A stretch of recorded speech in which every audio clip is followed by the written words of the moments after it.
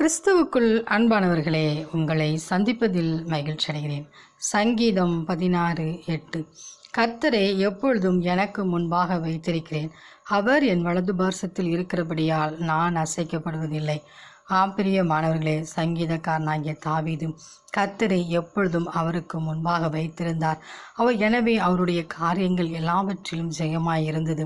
அவருடைய வலது பார்சத்தில் தேவன் இருந்தபடியால் அவரை யாரும் அசைக்க முடியவில்லை. தாவீதின் நாட்களில் அவருடைய காரியம் ஜெயமாயிருந்தது. அவர் தாவீதின் நகரத்தை அவர் கட்டி முடித்தார்.